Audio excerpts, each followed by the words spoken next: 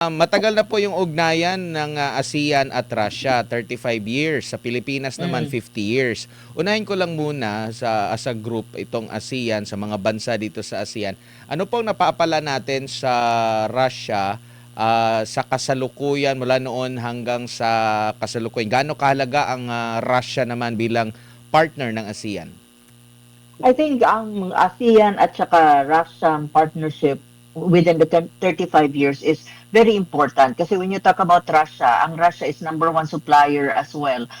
One of the top suppliers actually when you talk about energy and even related sa food security, meron din silang role na ginagampanan dahil I think when you talk about agricultural inputs, sila ang isa sa mga nagsusupply ng mga ganitong agricultural inputs like for example yung mga fertilizers and all that. So and also when you talk about natural gas, LNG, and of course renewable energy, but much more I think natural gas and LNG, ang Russia ay isa sa pinaka top source ng tinatawag nating medyo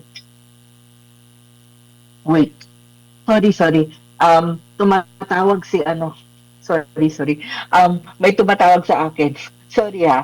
Importanteng tao, but anyway, mas importante itong interview right now natin. So anyway, yun nga, ang pinasinasabi ko, when it comes to energy, when it comes to fertilizers, at saka when it comes to food security, ang Russia is one of those countries na nasa top. So kaya ang ASEAN member states ay nagbe-benefit dito. So even the Philippines to a greater extent. And I think Russia is also a major power when you talk about military and defense at saka maraming mga ASEAN member states ang actually right now dependent then or have good military and defense cooperation, security cooperation with Russia. One of that is Vietnam. And at the same time, when you talk about trade, investment, and of course tourism, I think Russia is now an emerging partner ng ASEAN member states. So in that sense, kahit na 35 years pa lang ang relationship ng dalawa, maraming opportunities na nakukuha din ang ating ASEAN member states kaysa Russia and vice versa. Kasi two-way naman ang relationship na yan. May tinatawag kang ASEAN level to Russia and then yung mga member states, may sarili din silang mga relationship sa bawat isa.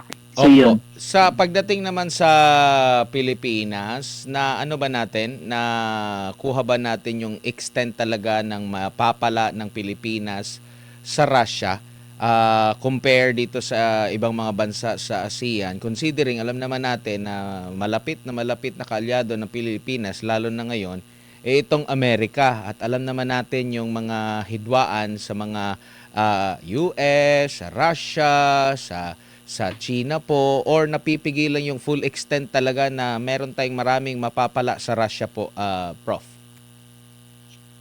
Pagdating naman sa Pilipinas, wait lang kasi sorry ha. Ang ano, ngayong araw na to alam mo, sunod-sunod ako, sobrang loaded sa interview at meetings. But anyway, pagdating sa Pilipinas, I think ang relationship natin with Russia, especially when you talk about energy, and when you talk about agriculture, of course, in relation to food security, I think when it comes to tourism, and even when it comes to defense and cooperation, hindi yan na ma-maximize or talagang na-utilize thus far. Kasi I think because of the fact na malayo ang Russia sa Pilipinas, kasi Russia is of course part of the European continent. So kung titignan mo yung distance, hindi kasi ang Russia immediate neighbor ng Pilipinas. However, I think with this new itong summit na nangyari between President Putin and BBM, President Marcos Jr., at nagkaroon sila ng summit na parang independent dun sa ASEAN-Russia commemoration na event, nagkaroon ng bilateral na pag-uusap ang dalawang bansa, Russia, the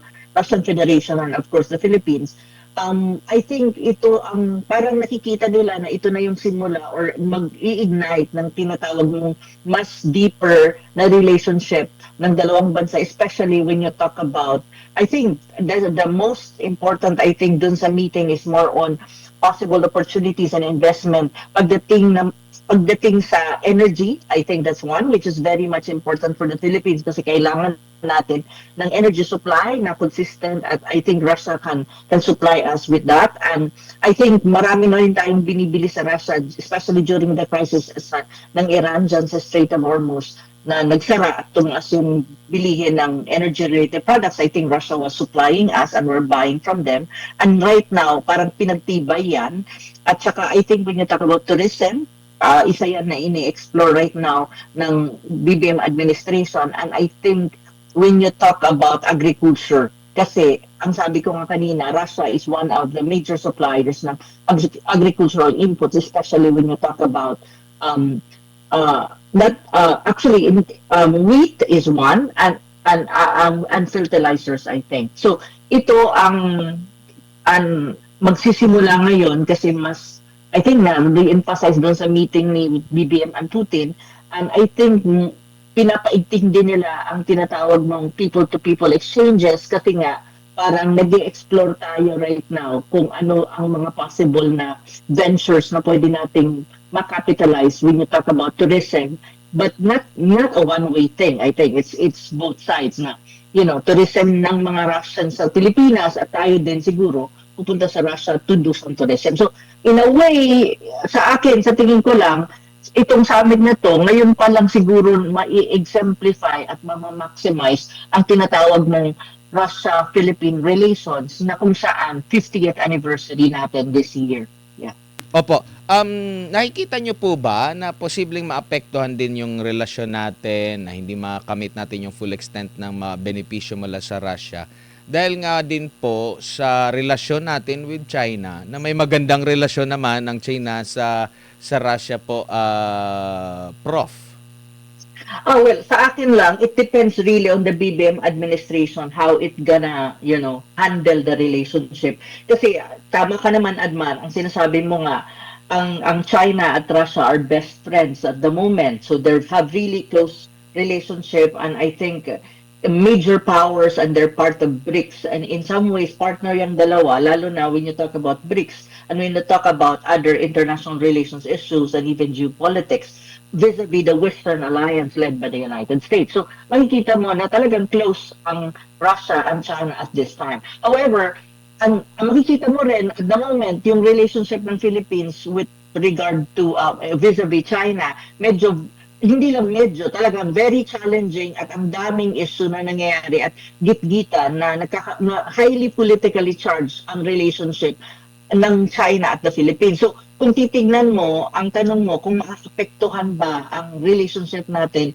na like Russia to Philippine relation, well, it really depends on BBM kasi pwede naman maging segmented yan. And I think President Putin, sa tagal niya sa pagiging statesman at saka leader ng kanyang bansa, I think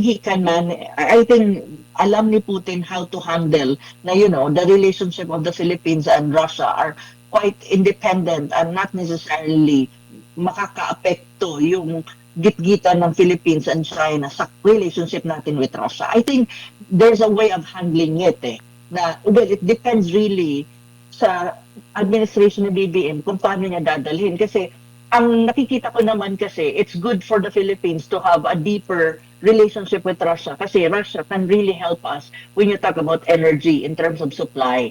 Kasi sila talaga they're suppliers of energy-related products. So maganda yon for the Philippines. On the other hand, when you talk about that would diversify the sources of energy ng Pilipinas kasi tayo, importer talaga tayo ng energy-related products, especially ng natural gas, LNG, and others. So magkakaroon ng Pilipinas ng chance to diversify more its energy sources. On the other hand, when you talk about food security, makakatulong talaga din ang Russia on that. And of course, when you talk about tourism, mag-diversify tayo. And then trade is one. Kasi ngayon, pinag-uusapan din paano yung exchanges ng mga business entities ng Russia pupunta sa Pilipinas and how we can possibly have investments and exports of our goods in Russia. So in a way, this is very good for the Philippines kung ma-maximize niya yan at ma-utilize niya yan. At kung magagawa ni BBM administration, paano i-isolate ang relationship niya kay Russia na hindi maapektuhan niya ng gitgitan ng Pilipinas at ng China dyan sa South China Sea, and even sometimes nai-involve ang Taiwan Strait. Kasi definitely, when you talk about relationship ng China at Russia, malakas yan. Mas malakas yan kaysa sa relationship ng Russia and Philippines. So, nasa pag-handle yan. On the part of Russia, I think I don't really have any. I think the Russians can really handle it. Kasi if you look at the Russians, they have good relation with India. And even sometimes India-China relations is very challenging. Pero Russian and India relations are quite very good. And even when you talk about Vietnam and Russian relations are very good as well. Even though Vietnam, before and even every now and then, may gitgitan sa South China Sea kasi claimant state ang Vietnam ng South China Sea. Pero maganda pa rin naman kasi ang relationship din ng Vietnam and China actually at this time. So it's really dependent on how the administration ng BBM will handle this. And probably the next administration, kung magkakaroon tayo ng change of leadership after 2028, yun yung magiging titignan natin. Pero I would believe that we should have a very good relation with Russia.